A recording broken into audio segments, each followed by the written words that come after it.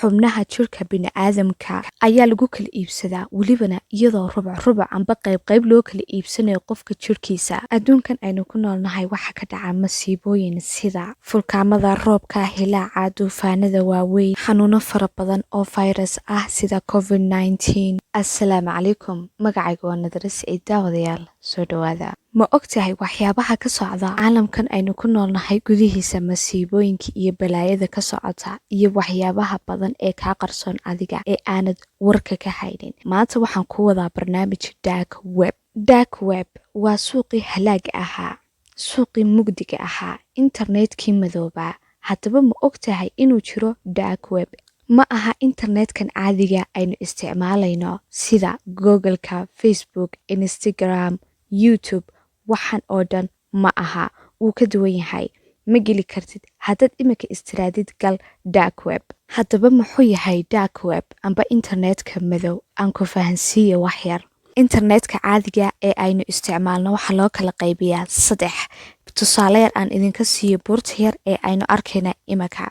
Qaybta ugu sareysa waa qaybta caadiga ah amase waa internetka aynu wada isticmaalno dhammaanteen sida Twitter, Facebook, Google, Snapchat, Instagram. Haddaba kan labaad ee Deep Web isna muxuu yahay? Waxaa isticmaala xukuumadaha, mulkiilayaasha shirkadaha waaweyn leh, bangiyada, siyaasiyiinta, dowladaha. Waa dadka aan rabin xogtooda in la ogaado ayaa isticmaala si aan wax raadraaca habeeraatee looga helin. Buurta qaybta ugu hooseysa ee 3aad waa Dark Web, internetka madow, suuqa madow. Haddaba yaa isticmaala? Si muxuu yahay? Waxaa isticmaala hakariska caalamka ugu khatarsan ee adduunka ku nool. Waxaa lagu kala iibsadaa drugska nooc kasta oo mukhaadiraada. Sida oo kale waxaa lagu kala iibsadaa hubabka caalamka ugu khatarsan, hub yar, hub weyn, hub dhexe, bambooyin, taangiyo, nooc kasta waad ka helaysaa amba wax kasta. Sida oo kale internetka madow waxaa ka shaqaystaa dad calooshooda u shaqaystayaal ah oo run ahaantii dilalka fuliya oo dil kasta oo dhaca oo qof la soo dilayo iyaga loo diro iyagoo qaadanaya lacag milyan ah. Intaa kumuu dhammaanin waxyaabaha lagu kala dhex iibsado suuqa madow amba internetka madow. Dark Web xubnaha jirka bini'aadamka ayaa lagu kala iibsadaa welibana iyadoo rubac amba qayb loo kala iibsanayo qofka jirkiisa, keli, wadno, hadday noqoto beerka.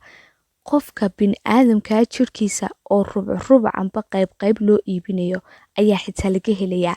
Dark Web waa suuqii madooba ay wax ka qaban kar waayeen FBI-da caalamka, CID-da caalamka, dowladaha adduunka. Cid wax ka qabatay amba joojisay Dark Web amba joojin kartaa waa la waayay sababtoo ah ma laha raadraac. Sababta aan u lahayn baan kuu sheegayaa. Imika inta Dark Web iskaga qortid YouTube-ka, Facebook-ga ma helaysid. Si toos habeeraatee uma geli kartid. Google haddaad ka baadhid ma heli kartid. Toos uma geli kartid. Adigoo website kale soo mara sida Tor soo gala kadibna sidaa ku gala Dark Web. Kama isticmaali kartid mobilkaaga caadiga ee gacanta sida oo kale laptopkaaga amase computerkaaga sababtoo ah waa adigoo hog madow qoorta la galay kadibna ku guda dhacay yaa kaa soo saaraya hoggaas madow. Dadka isticmaala suuqan madow haba yaraatee mobiladooda caadiga ma ka galaan, laabtooyadooda kama galaan, waayo waxa ugu jira sawiradoodii, waxa ugu jira credit cardkoodii, waxa ugu jira akoonadoodii. Ma ka galaan. Waxay ka galaan laptop mar ay soo iibsadeen oo ay tuurayaan. Wax haba yaraatee macluumaad ahna aanu ugaga jirin sababtoo ah haddii la helo locationkaaga, nambarkaaga, adresskaaga, goobta aad ku sugan tahay way ku dhammaatay. Waa inaad naftaada saa uga quusataa. Qof kasta oo isticmaalaya Dark Web amba qof kasta oo qofka kale wax ka iibsanaya ma garanaya shaqsiga uu yahay. Qofkan kale qofka uu yahay cid istaqaana ma jirto. Hakariska adduunka ugu khatarsan, mukhaadiraadka adduunka iyo daroogooyinka ugu khatarsan, nooc kasta uu yahay halkan ayaa laga helaa. Ma dhacdo in la ogaado dadka isticmaalaya internetka madow amase suuqan madow. Qofna kama tago raadraac oo website-yada sida Tor uu soo gelayo ayaa u sahlaysa inaan la ogaanin shaqsiga uu yahay, meesha uu joogo, locationkiisa intaba.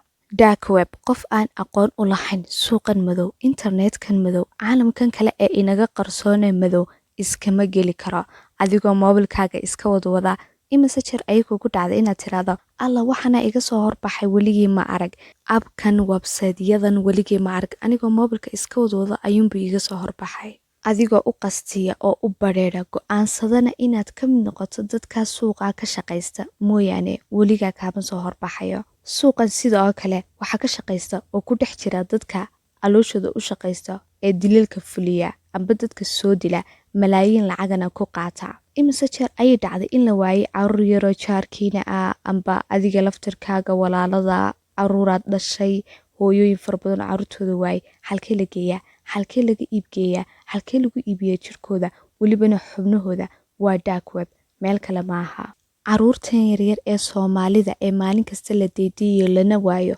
hamoodin halka mar ee wado laga helay amba meelahaas in la qaato waxaa lagu sameeyaa baadhitaan fara badan dad ayaa ilmahan yar dabagala caafimaadkiisa ee gurigu kasoo tooso dadka siday u nool yihiin cuntaduu cuno inuu helo nolol wanaagsan iyo inuu ku nool yahay nolol hoose amba dabaqad dhexe intaasba dad baa ka warhaya oo ku daba jira ilmahan maalinka la qaatana waa maalinka la ogaaday inuu ilmahani caafimaad qabo ilmihii oo nool ayaa dark web lagu kala iibsanayaa lagu soo bandhigayaa oo la odhanaya intaasan siinaynaa ilmuhu waa Soomaali halkaasuu jooga caafimaadkiisa waa la baadhay oo wuu caafimaad qabaa subxaanallah ilaaha naga ilaaliyo anigu kuma odhanayo habkaasaa loo galaa saasaa loo isticmaalaa dark web gal amba kuma barayo sida loo isticmaalo internetka madow laakiin xogtan waxaan kuugu sheegayaa sidii aad isku ilaalin lahayd hareerahaaga waxa uga socdana aad uga warhayn lahayd sababtoo ah adduunkan masiibooyinkiisa iyo waxyaabaha kaa qarsoon